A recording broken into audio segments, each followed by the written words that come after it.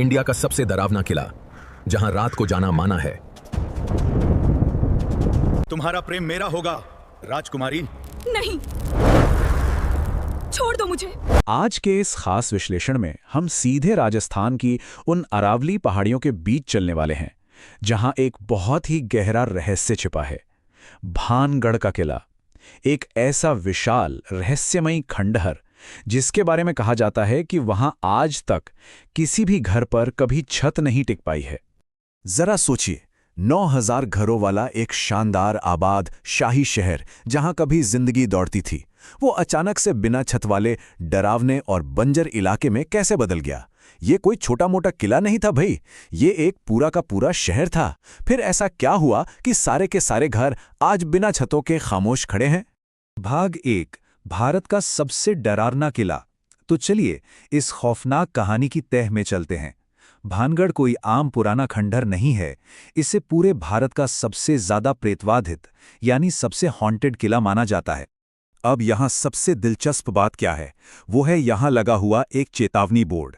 इस पर साफ साफ लिखा है, सूर्यास्त के बाद प्रवेश वर्जित है, मवेशियों को अंदर लाना मना है। और ध्यान दीजिए, ये बोर्ड किसी डरे हुए गांव वाले ने नहीं लगाया है, ये सीधे आर्कियोलॉजिकल सर्वे ऑफ इंडिया यानी ASI की तरफ से है।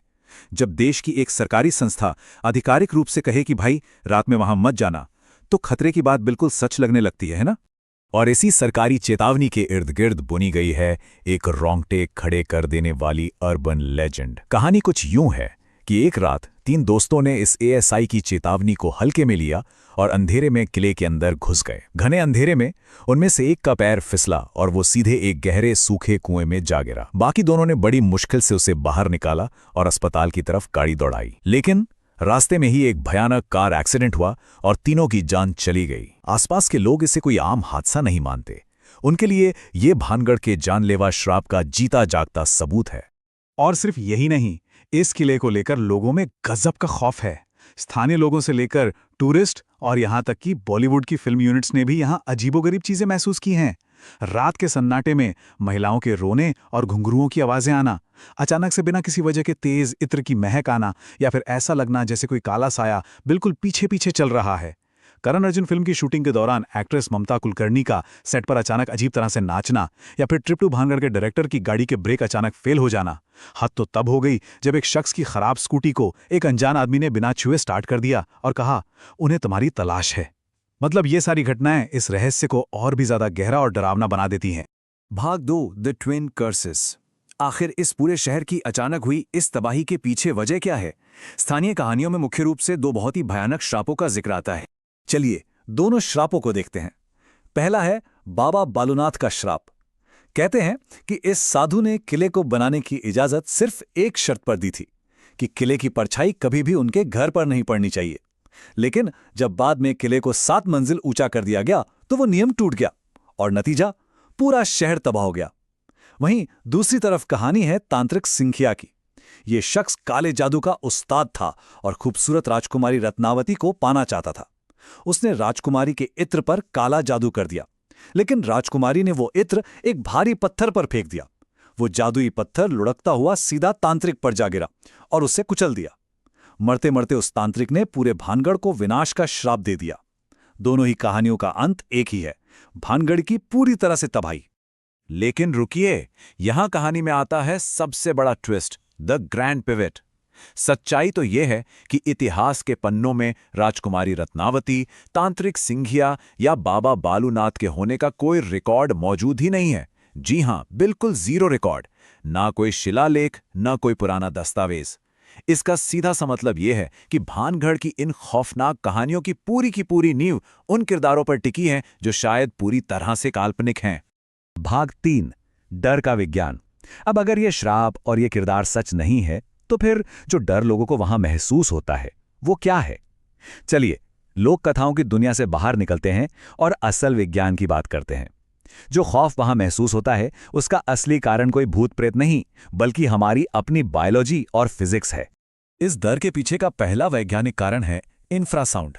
ये 20 हर्ट्ज से नीचे की ध्वनि तरंगें होती हैं। इंसानी कान इन्हें सुन तो नहीं सकते, लेकिन हमारा शरीर इन्हें कंपन या वाइब्रेशन के रूप में जरूर महसूस करता है। भानगढ़ एक उच्च भूकंपीय क्षेत्र में है और जब हवा वहां की पुरानी टूटी फूटी दीवारों और खंडरों के बीच से गुजरती है तो यही इंफ्रासाउंड पैदा होती है। 1980 के दशक में ब्रिटिश इंजीनियर विक टैंडी ने साबित किया था कि इंफ्रासाउंड से इंसानों को चक्कर आते हैं, घबराहट होती है और ऐसा महसूस होता है जैसे कोई हमें घूर रहा है, बिल्कुल वैसा ही जैसा भानगढ़ में होता है। इसके साथ ही एक और दिलचस्प चीज काम करती है, पैराडोलिया। ये हमारे इंसानी दिमाग की एक पुरानी विकासात्मक आदत है। हमारा दिमाग क्या करता है कि अंधेरे कोनों, परछाइयों या टूटे हुए पत्थरों के अजीब आकारों में अपने आप इंसानी चेहरे या आकृतियां ढूंढने लगता है। असल में वहां कोई साया नहीं होता, ये सिर्फ हमारा दिमाग है जो खंडहर के रैंडम पत्थरों को भूतिया शक्लों में बदल रहा होता है। और फिर आता है सजेस्टेबिलिटी का मनोविज्ञान। आसान भाषा में समझें तो अगर किसी को बार बार बताया जाए कि भानगढ़ भारत की सबसे डरावनी जगह है, तो उसका दिमाग पहले से ही कुछ डरावना देखने के लिए पूरी तरह तैयार हो जाता है। जब कोई इसी उम्मीद के साथ वहां जाता है तो उसका मन बिल्कुल सामान्य सी घटनाओं को भी सुपरनैचुरल घटनाओं में तब्दील कर देता है। इस बात को 2008 में लंदन की गोल्डस्मिथ्स यूनिवर्सिटी के हॉन्टन प्रोजेक्ट ने बहुत ही शानदार तरीके से साबित किया था। प्रयोग के नतीजे देखिए। शोधकर्ताओं ने एक बिल्कुल खाली साधारण से कमरे में इंफ्रासाउंड और इलेक्ट्रोमैग्नेटिक फील्ड यानी ईएमएफ पैदा किया और रिजल्ट्स 20% लोगों को लगा कि उस खाली कमरे में कोई रहस्यमयी साया मौजूद है और 8% लोगों ने तो सच में भयंकर खौफ महसूस किया, जबकि वहां कुछ था ही नहीं। ये साफ तौर पर दिखाता है कि हमारे आसपास का पर्यावरण और विज्ञान भूतों की कहानियों से कहीं ज्यादा ताकतवर असर डालते हैं। और इस वैज्ञानिक सच पर मोहर लगाता है इंडियन पैरानॉर्मल सोसाइटी का एक बड़ा अभियान। इसके प्रमुख गौरव तिवारी अपनी पूरी टीम और एडवांस्ड उपकरणों के साथ पूरी रात भानगढ़ किले के अंधेरे में रहे थे। उनका निष्कर्ष बिल्कुल साफ था। उन्होंने कहा, मुझे कोई भूत नहीं मिला, वहां आपको केवल लंगूर, मोर, लकड़बग्घे और पैंथर ही मिलेंगे। जब खुद भूत प्रेतों की जांच करने वाले एक्सपर्ट्स कह रहे हैं कि वहां कोई अलौकिक शक्ति नहीं है, तो फिर हमें विज्ञान की बात माननी चाहिए, है ना? भाग 4, असली खतरे। अब सवाल यह है कि अगर वहां कोई श्राप या भूत नहीं है, तो सूर्यास्त के बाद उस किले को इतना खतरनाक क्यों माना जाता है? असल में वहां जान का खतरा किस चीज से है? एएसआई ने जो चेतावनी बोर्ड लगाया है, उसके पीछे बहुत ही ठोस और वास्तविक कारण है। पहली बात, किले का ढांचा अब बेहद जर्जर हो चुका है। भारी पत्थर और कमजोर दीवारें कभी भी गिर सकती हैं। दूसरी बात, सूरज ढलने के बाद वहां रोशनी का कोई इंतजाम नहीं है, एकदम घुप अंधेरा छा जाता है। और सबसे बड़ी वजह, ये जगह सरेस्का टाइगर रिजर्व से महज 50 किलोमीटर दूर है। इस इलाके में बंगाल टाइगर, तेंदुए और लकड़बंगों जैसे खतरनाक जंगली जानवरों का आना जाना लगा रहता है। तो वो जो बोर्ड है ना, वो इंसानों को किसी भूत से नहीं, बल्कि गिरती हुई दीवारों और खूंखार शिकारियों से बचाने के लिए लगाया गया है। और यहीं पर मिथक और असलियत का फर्क बिल्कुल साफ हो जाता है। लोग अक्सर दावा करते हैं कि उन्होंने रात के अंधेरे में भूतों के रोने की चीखें सुनी या पेड़ों में अजीब सी हलचल महसूस की, लेकिन प्राकृतिक सच्चाई कुछ और ही है।